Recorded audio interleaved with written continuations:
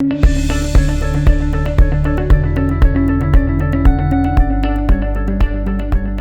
my name's Tom Bills, and I want to welcome you to this edition of the Art of Lutherie podcast. Today, I'm really excited to tell you some stories and share with you some really important lessons that I've learned and solutions that I've discovered to improve the workflow in my guitar shop, to help better protect my guitars during the construction process as they go through the different phases, and also, and maybe most importantly, how to improve, just increase my own peace of mind, both in the guitar shop and out.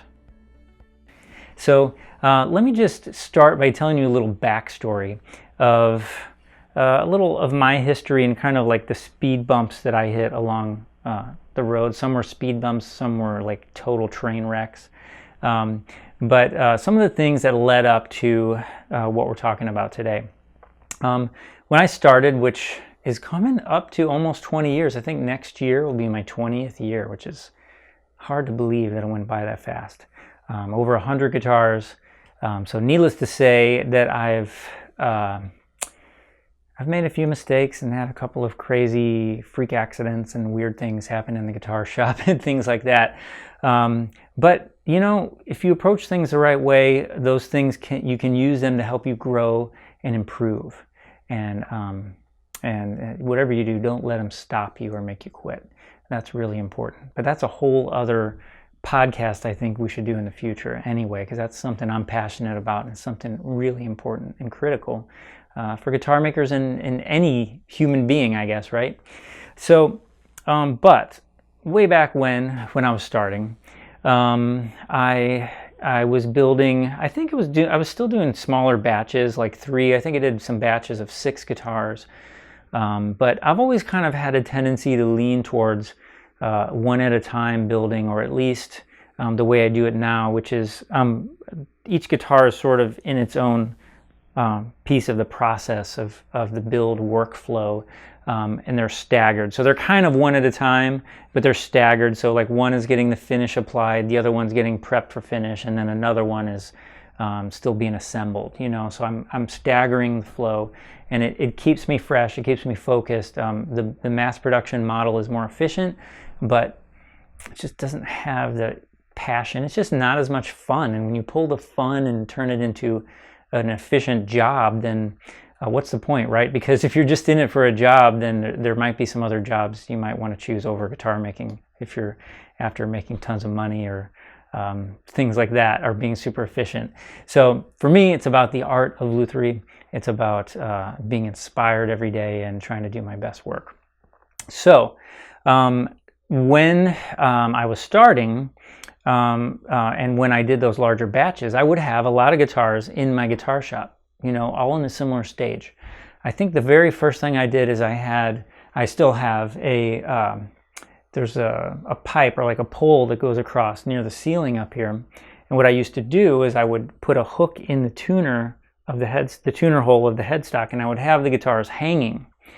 And when the guitars were hanging there, of course, there's always a danger that something can happen to those guitars during this process. And some things did. I mean, there was a time when shellac got dumped over and splattered on a bunch of guitars and messed some things up.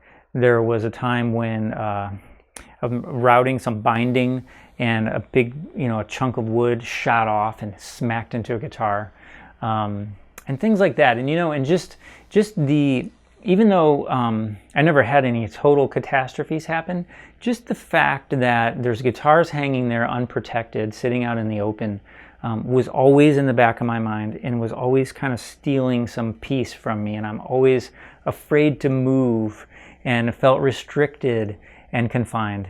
And after I made some, the second thing I did actually is I built this here. This was my second attempt at finding a place to keep some guitars. I came up with this one after my honeymoon. My wife was nice enough on our honeymoon in Maui. She let me take a day, and I drove up and spent the day with Steve Grimes, who's a great luthier on Maui. And he had these around his shop, you know, filled with guitars, you know, in different stages and things. And I thought that was so cool. So I was inspired. I came back and I built that. Well, after I built this, I was excited about my new cabinet, and I put some, I think it was Cocobolo. This is way back. Well, don't tell my wife I forgot what year that was, but it was a while ago. 14 or 15 years ago. And anyway, I put some Cocobolo or whatever. I think there's maybe some Indian rosewood, some Cocobolo, some backs that I had just braced up.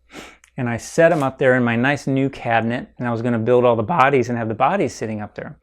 Well, just a couple days before that, I cut a hole in the heating duct because it's really cold here in St. Louis. St. Louis has got the worst of all weather.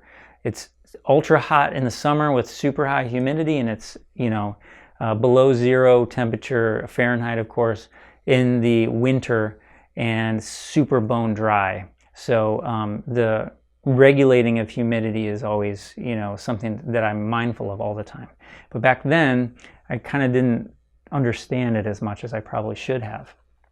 And so without thinking, I cut a notch in there to put a vent in so that some heat could come in. Well, the next day I come back down, and the heat, the super dry heat, has been spraying out of that vent right onto all my wood there all night long, and it split the backs, warped things, and it was not good. So that was a little wake-up call there that I never forgot.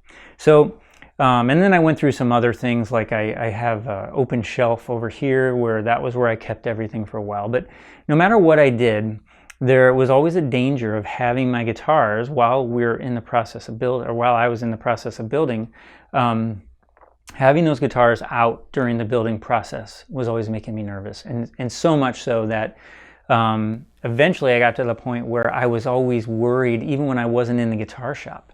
I would, you know, my workshop's in my house, so at nighttime, or when I'm laying down to go to sleep and I hear a sound and I think, oh no, did a guitar fall? Did something happen? You know, do I need to go check it?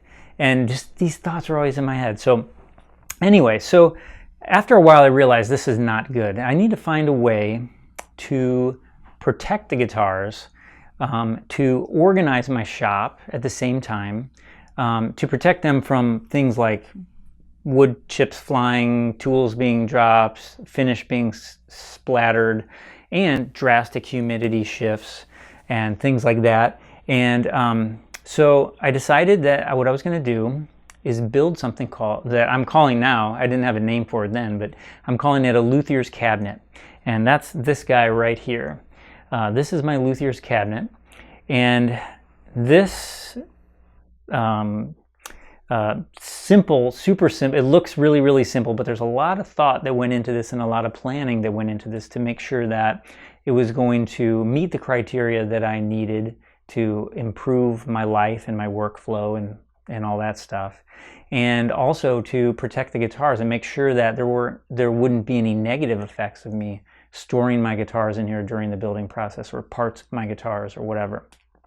And I also wanted it to integrate into the workflow and help me get more organized at the same time. And so that's kind of the steps that led me up to that. So and it did do just that, actually.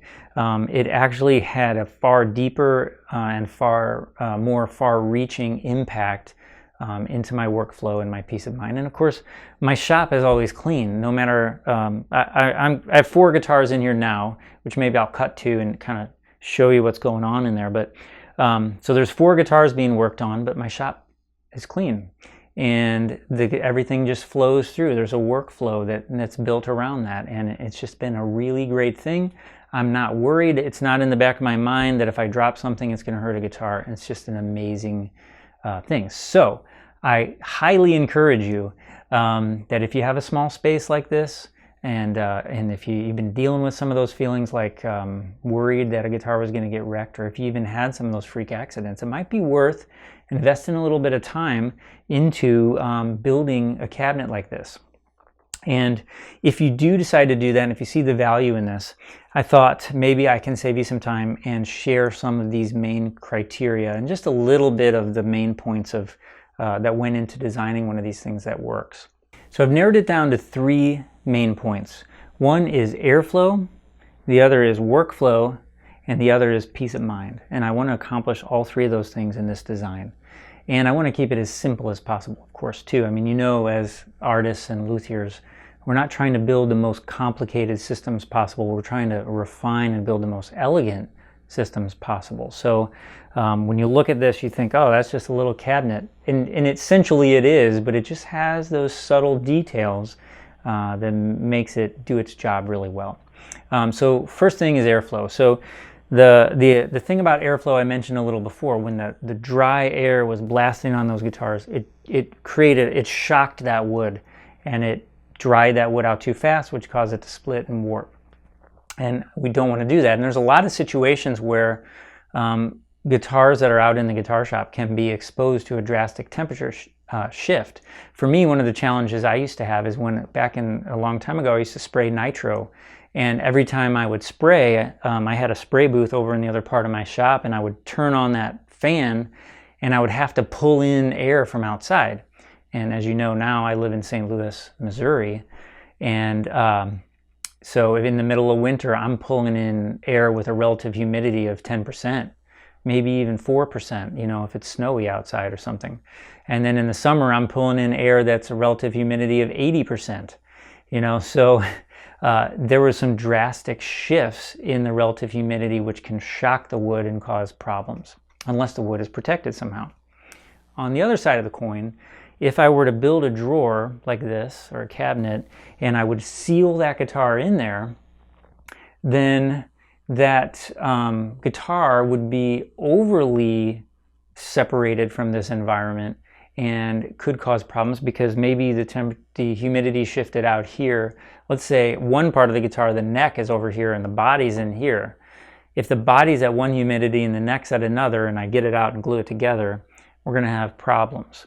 So we want to find the balance of airflow so that in the simplest possible, most elegant way, there's airflow through the cabinet, enough to keep things at equilibrium, equal state, so the relative humidity in the cabinet and out here is the same, but we want to regulate the airflow enough so that if there's a sudden shock to the whole place, it's going to be a buffer and it's going to slow down that transition, so the guitars in here aren't going to get shocked. So that's number one, and that's kind of built into this design here. The second thing is my workflow. And so what happened was, rather than just having 3 drawers here to just throw stuff in, it's divided into a nice system. The bottom drawer is where I keep the guitars at the earlier stages. So essentially when a guitar is first being built, you know, the sides are being bent and things like that. Before that happens, they're going to be on my shelf here, and it's okay because I'm a little less concerned. The parts aren't really glued together, so they can expand and contract and everything, and they're not affecting one another. But once I get the sides bent, once I join the tops and backs, and start, in this case, these are arch tops, and start carving them, they're going to go in here. But what's really cool is that all the parts of the guitars are in here, so it organizes it for me. I've got the binding is bent for one of these in here. I've got the necks, the fingerboards, the brace wood. I've already got all this stuff together and ready to go, and it's all organized in here, so I know exactly what part goes with what guitar, and that's really important for me because each guitar that I build is very different, and so I have to keep straight which piece of purfling or whatever, you know, goes with which guitar, and this makes it very easy because it all goes in here. Once I move a little further into the assembly of it, then it's going to graduate up to drawer number 2. And drawer number 2 has guitars typically that are being prepped to go into the finishing stage. And again, it's nice because the whole guitar fits in here, even with the neck glued on. And everything's organized. Like in this particular case, the pickup is in here, all the ebony for all the tailpiece, and this is another arch top. The tailpiece and bridge and everything is all in here too. And I know exactly what goes with what guitar, the nut, all that stuff. So that's in here to keep it safe as I'm working. And then once it's ready to go into the finishing stage, I'm ready to go up here to the top drawer. And this is where I keep my guitars while I'm doing my French polishing. So each day after I do the French polishing, for me, I like to do it first thing in the morning. And so I wake up in the morning, I do my session of French polishing, then it goes back in the drawer and stays safe and sound, but still has the airflow to help it cure properly. And of course, I've got a few things in here like the material for the nut and saddle, just, to keep things organized. And I do keep a little hygrometer inside one of the drawers as well, just to monitor it and always make sure that everything is indeed as I am assuming and thinking that it is. And so that's how it goes for the workflow. So, and then of course, obviously after the finish is done, I keep it in here too. I do my setup, put the strings on, comes out of here, goes into the case, and goes off to its new home. The next guitar graduates up. A new fresh set of sides being bent, and another sort of kit, if you want to call it, that I put together, the neck and all the stuff that I have for that guitar that I've chosen for that design or whatever. Then that goes down to the bottom and the cycle continues. And meanwhile, when I'm working, when I'm in the shop, or when I'm not here, I have the third important thing, which is peace of mind. I know that the guitar is safe. And if I'm getting ready to go to sleep at night and I hear a bump, I know that I don't really care, because whatever it was, it didn't hurt any of my guitars, because they're safe in my Luthier's cabinet. So hopefully that gave you some inspiration and some ideas. And you may want to build your own Luthier's cabinet and kind of think about your workflow maybe, and how you can incorporate that and improve that, and maybe save yourself a little bit of worrying about if your guitars are okay as they're sitting on your benches and stuff. If you're a member of the Luthier's Edge, I have a full detailed blueprint and a micro course of all the different steps to build this cabinet, the measurements, the materials, and each of the videos in the micro course I walk through and talk about the way it's designed, why it's designed the way it is, and really the why behind it. Everything we do on the Luthier's Edge is about helping you understand why. So the Luthier's Edge is really designed to be something that's a supplement to whatever else you're doing. If you're building a guitar from a book, then the Luthier's Edge is going to have support and materials and training and stuff, and a community of builders too, to help you go deeper and not just be following steps, but understand why. So if you're a member of the Luthier's Edge and you're watching this, you can log in right now and download these blueprints for the Luthier's cabinet, and you can take the micro course on it. If you're not a member, then you can pop over to theartoflutherie.com and learn more about the Luthier's Edge and see if maybe you want to become a member too. So that's it for this podcast. I hope you enjoyed it, and I will see you next time. Thanks.